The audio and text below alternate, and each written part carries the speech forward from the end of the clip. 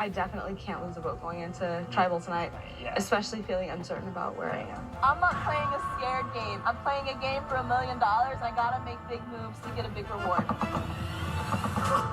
Welcome back everyone, this is my Survivor 42 episode 3 breakdown video. I have so many positive things to say about this chaotic episode, whether it be Jonathan's amazing challenge performance or a couple stupid decisions that some players made. So there's a new round of our Survivor buff giveaway. I'll announce last week's winner at the end of this. As always, all you have to do to enter is be a subscriber to the channel, like the video, and comment down below if you would have gone to rocks in this episode. But let's get right into the episode. I'll number all these things as we go along to stay organized, starting with number 20, Taku, the morning after. Unlike normal episodes where we catch up with the tribes directly after the tribal council during the night, this episode we decide to catch up with the tribe in the morning as they're processing everything that went down. I love what Lindsay says about how all 4 of these members wanted to work together, and this might turn into the Yase 4 we saw last season, as Marianne, Lindsay, Jonathan, and Omer all want to stay together now, which leads into a couple weird situations as we get a flashback to Marianne telling everyone that she has the extra vote, and then they all decide to go look for the idol together. Look, I love it, tribe unity, and this orange tribe just so happens to be my favorite tribe. But at the same time, if you happen to lose again, someone's gonna be voted out. You can't be 4 people together. Someone's always on the bottom. Which leads into number 19, Marianne finding the idol. We gotta step back a few moments earlier when she's still looking for it, and in a random comment, Marianne says she hasn't seen 6 episodes of Survivor Tokensheens. With a little more information in this tweet right here, it makes sense why she hasn't seen all of Tokensheens, but without the clarification from that tweet, it's just such a bizarre thing to say. She finds the idol, opens it beside Omer, which doesn't really matter as she ends up telling Lindsay and Jonathan anyway. Now I understand Marianne's a crazy person with tons of energy, but this phrase that she has to read is even crazier than she is. We're getting ahead of ourselves here as we're going to talk about Omer going to Shipwheel Island later in the video, but with Omer risking his vote and losing his vote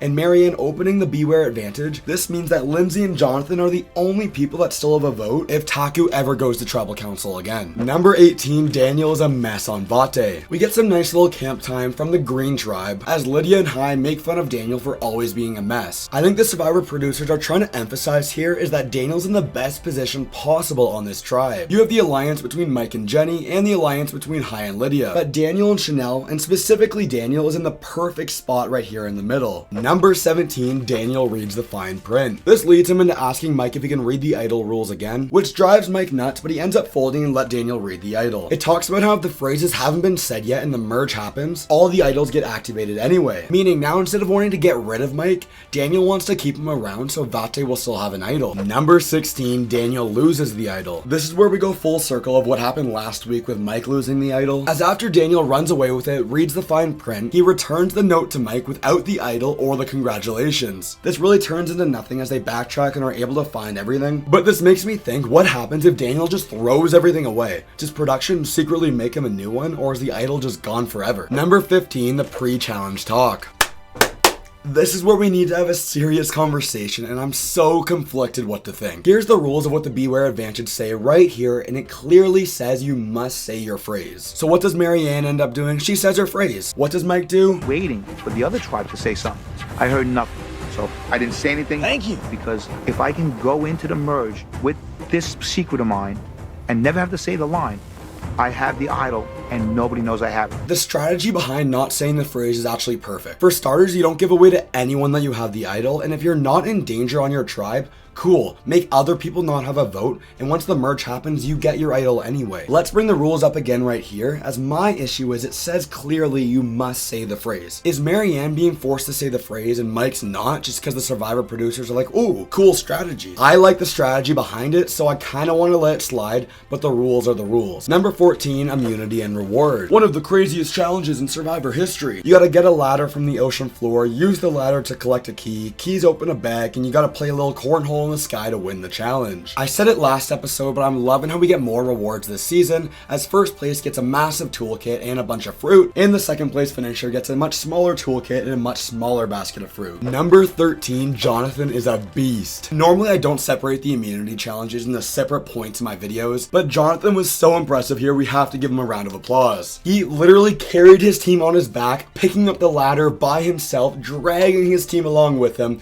holding Lindsay up and the ladder up, and then he lands all the beanbags as well. By far, Jonathan is my favorite player in an already amazing cast. I think post-merge he has the possibility to break the challenge record, which is currently 5 individual immunity challenges in a single season. My only worry for this guy is as soon as he ends up losing a challenge, they're gonna vote him out. Before we move on and talk about the first time in Survivor history moment, I need all of your help. It makes me really sad that I'm not the biggest Russell in the Survivor YouTube community. This is gonna be one of the greatest battles of all time. Please help me pass Russell Hanson subscribers. Number 12, Jeff stops the challenge. I think it makes complete sense why Jeff decides to pull the challenge as they restart on land and Ika comes in second place and Vati comes in third place. And after listening to Jenny's exit interview on RHAP, my mind is blown with how long this challenge took. I believe that the part where we're trying to lift the ladder, I think just that part was at least half an hour. Number 11, Shipwheel Island choice. Chanelle and Omar are the ones that are going to be going to Shipwheel Island, and this is the last time we'll be seeing the Ika tribe or the Blue tribe for this entire episode. As for the first time in Survivor history, I can't really remember any other time, when an entire tribe gets purpled, as we don't go to the Ika camp once this entire episode. Number 10, Jenny versus Lydia. They got right to it after the immunity challenge, as we know it's either going to be Jenny or Lydia voted out of the game. As we all know, there's 3 pairs of alliances on this tribe. The issue is the pair of Jenny and Mike only have 1 vote, and the pair of Hai and Lydia have 2 votes. Number 9, Daniel in the middle. This is where Daniel contemplates exactly what we just said. He'd prefer to keep Jenny around and send Lydia home, but Jenny's pair only has 1 vote, meaning that's a riskier thing to do. Number 8, the Shipwheel Island journey. We're separating the Shipwheel Island journey from the Shipwheel Island decision because it's stupid and it makes no sense the decision that was made. First of all, game changer. For the first time in Survivor history, we don't get a flashback during the journey. And here's a direct conversation that Chanelle and Omar had. Chanelle says, I definitely can't lose my vote going into tribal council. Omar says,